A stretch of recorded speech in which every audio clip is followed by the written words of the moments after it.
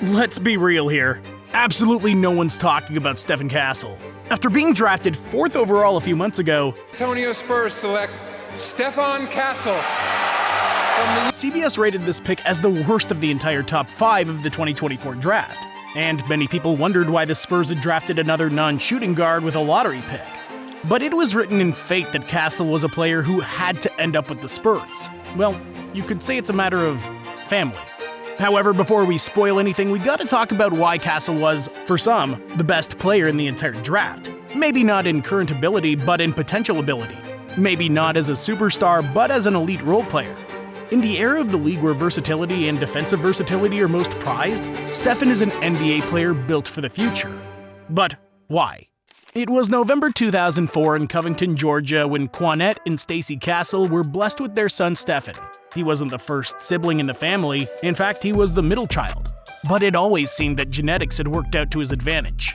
From his earliest days in high school, Castle was an impact player. However, it was during the last 2 seasons that he really became a prospect with a future in professional basketball. During his junior year, Stephon averaged 16.6 points, 6.5 rebounds, and 3.2 assists per game.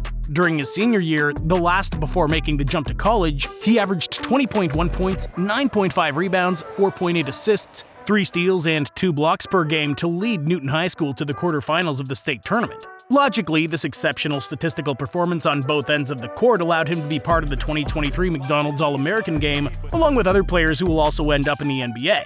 Matas Bazulis, Cody Williams, Isaiah Collier, Ron Holland, Reed Shepard, Jared McCain, or Bronny James shared the court with Stephon that day. But very few of them reached the value that Castle had built among the scouts. He was part of the roster that this past season was able to win the NCAA tournament, the UConn Huskies, in which he played a very important role. With averages of 11.1 points, 4.7 rebounds, and 2.9 assists on 47% shooting from the field, he proved that he was a prospect ready for the next level. Castle takes a peek at the clock, he will fire, and hits. That is In addition, Stephon, who had already had international experience participating in the FIBA U18 Americas, was recognized by most agencies as one of the top 10 prospects in his class. Rivals, 24/7 Sports, ESPN all rated Castle as a 5-star prospect. And on all of these lists, he was ranked between 9th and 12th. So his future in the NBA was assured for him. In a class that everyone's defined as weak, Stephon ended up being drafted 4th overall by the San Antonio Spurs. And while this may seem irrelevant, it really seems like the script of a Hollywood movie. Why? Well, let me explain. Earlier I spoke briefly about Stacey Castle, Stephon's father. Well, it turns out that he also has a basketball past, and a really impressive past to be honest. Not only did Stacey get to play Division I basketball during his youth, but he did it on a really impressive team. He was a guard who was part of that unforgettable Wake Forest roster that also featured Spurs legend Tim Duncan. It seems to have come full circle because Stacey played with what would become the most important player in Spurs history. In that superstar who's ended up entering, in the opinion of many fans, the top 10 in NBA history.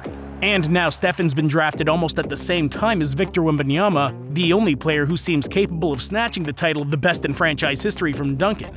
rocketing down the lane and into Wembanyama! Isn't that kind of amazing?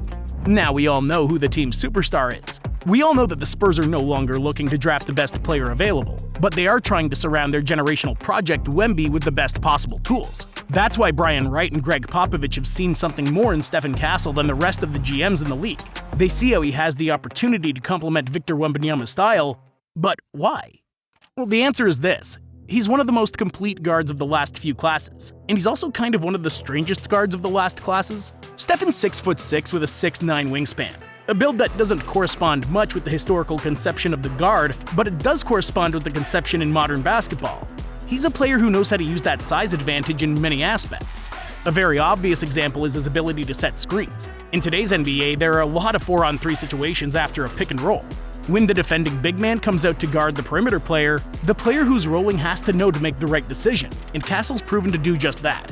While he's not a traditional guard capable of setting up the offense on his own, this type of player is becoming more and more extinct. Despite being a guard, Stephon's capable of being very useful off the ball. He's proven this at UConn, getting much of his offensive production from cuts and good off-the-ball moves. But he's also a very unselfish player, able to do an extra pass when needed, an aspect that's highly valued in a franchise like San Antonio, right? It's true that his three-point shooting hasn't been reliable, in fact it's far from it, but this is something we see a lot in prospects that come to the NBA after just 1 year in college. In addition, his 76% free throw shooting last season is an encouraging factor in terms of his ability to make progress on the outside shooting.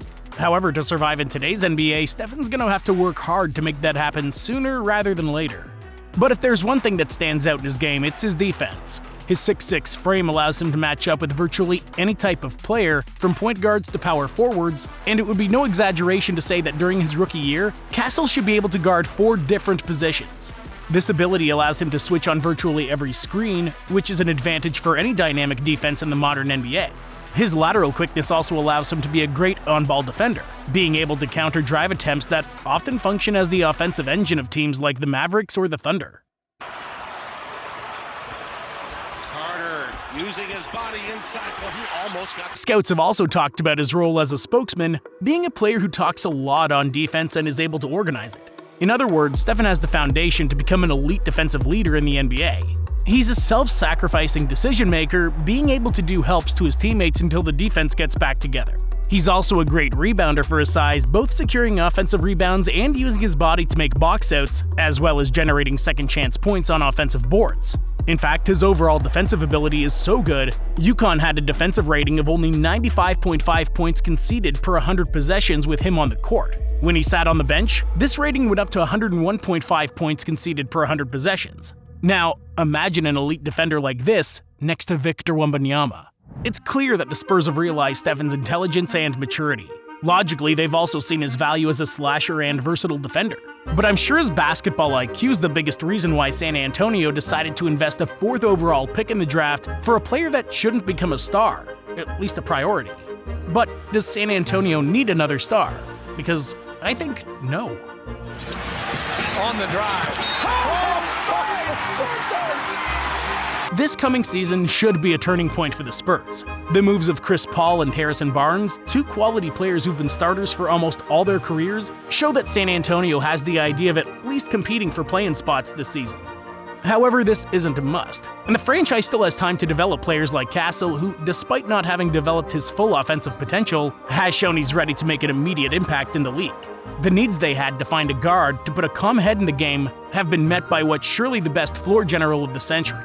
And with players who have already finished their training and are ready to win, like Keldon Johnson, Dirty of Victor Wembanyama, handling the attention. Devin Vassell, Johnson off and running with Vassell.